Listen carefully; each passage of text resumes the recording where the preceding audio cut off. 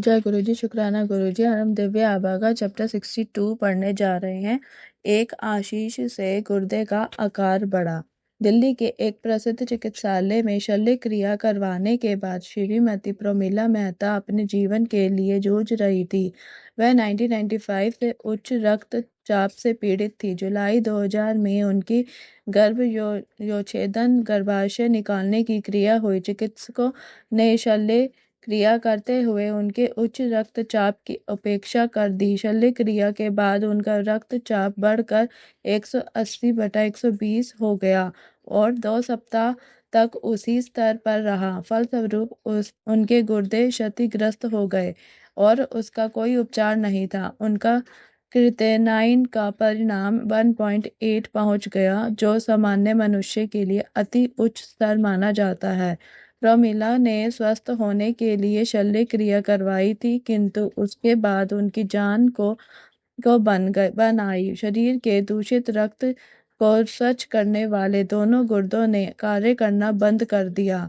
प्रमिला कई चिकित्सकों के पास घूमी। उनका उपचार बेंगलोर, दिल्ली के एम्स और नोएडा के कैलाश चिकित्सालयों में हुआ, किंतु कहीं भी लाभ नहीं हुआ। उन्होंने आयुर्वेदिक, होम्योपैथी और एक्यूपंक्चर पद्धतियों से भी उपचार करवाए, पर सब असफल रहे। चिकित्सकों ने कहा कि गुर्दों का प्रत्यारोपण ही अंतिम समाधान है। समस्या गंभीर होने के 5 वर्ष उपरांत उनकी एक सहकर्मी ने गुरुजी के बारे में बताया। उन्हें अप्रैल 2004 में बताया गया था, किंतु उनको गुरुजी के दर्शन का अवसर 21 जुलाई 2004 को ही मिला।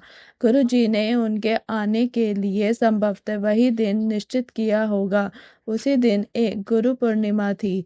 गुरुजी ने उन्हें एक ताम्र लोटा लाने को कहा, जिसे उन्होंने अभिमंत्रित किया। वह रोज उसका जल पीती थी। जुलाई 2005 से दिसंबर 2005 तक वह गुरुजी के दर्शन के लिए चारों दिन बृहस्पतिवार से रविवार तक आती थी। उस लोटे का जल ग्रहण करने के कुछ दिन उपरांत ही उन्होंने देखा कि उनकी त्वचा जो वृद्धों जैसे दिखने लगी थी, विशेषकर गर्दन के आसपास में सुधार आने लगा। एक दिन जब वह गुरुजी के पास बैठी थी, उन्होंने गुरुजी से कहा कि उनके शरीर में रक्त ही नहीं है और वह सदा दुखी रहती है। गुरुजी यह सुनकर मुस्कुराए पर कुछ नहीं बोले। 13 दिसंबर को प्रातः 5 बजे वह अचानक उठी तो उन्हें अपनी नाक कुछ चिपचिपी सी लगी।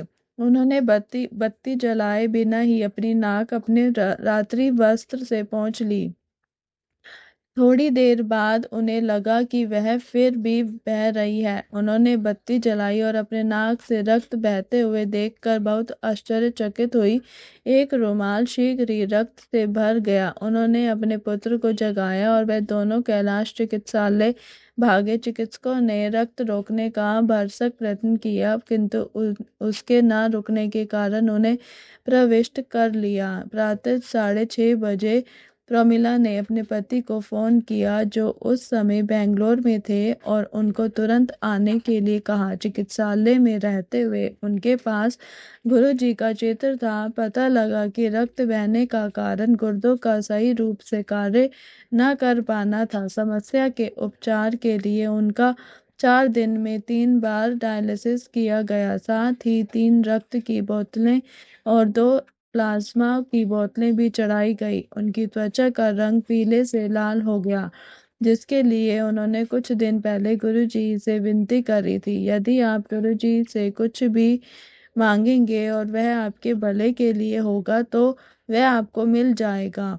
एक सप्ताह में वह चिकित्सालय से बाहर निकलकर गुरुजी के पास आई। गुरुजी ने उनको बताया कि उनके दोनों गुर्दे सही हैं और उन्हें नवजीवन मिला है।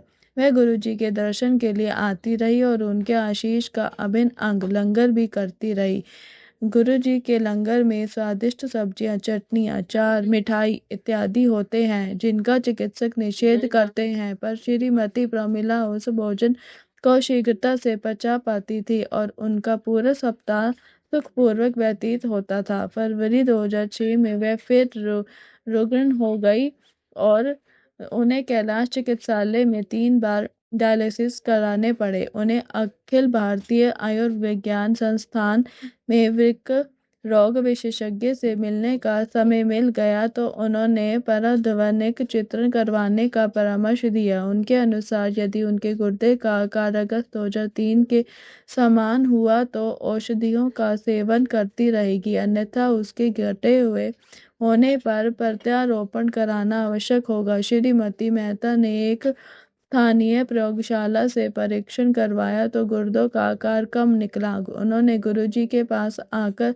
उनके आशीष की कामना करी, यह जानते हुए कि चिकित्सकों ने अब प्रत्यारोपण ही अंतिम उपचार सुझाया है। गुरुजी ने उन्हें पुनः आशीर्वाद दिया।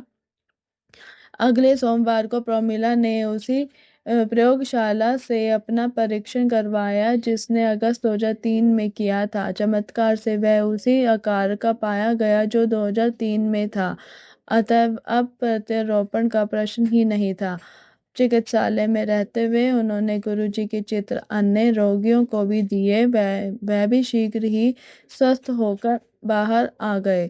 प्रमिला के स्वस्थ होने पर गुरुजी ने उन्हें सप्ताह में एक बार दर्शन के लिए आने को कहा। गुरुजी के पास हर दर्शन अति निराला अनुभव होता है, किंतु गुरुजी नए भक्तों को भी समय देना चाहते थे। सप्ताह में एक दर्शन भी उनको प्रफुल्लित कर देता है। वह कहती है कि उस एक दर्शन और लंगर से भी उनमें पूरे सप्ताह के लिए नवीन ऊर्जा आ जाती है। जय गुरु जी। शुक्राना गुरु जी। इसी के साथ आज का ये चैप्टर समाप्त होता है। कल हम दिव्य आबम पढ़ेंगे, शोक संतप्त परिवार का उद्धार। जय गुरु जी। शुक्राना गुरु जी। मेरी वॉइस में अगर किसी को अच्छा लगे तो चैनल को शेयर, लाइक और सब्सक्राइब करना ना भूलें। ओम नमः शिवाय। शिव जी सदा सहाय। ओम नमः शिवाय। गुरु जी सदा सहाय।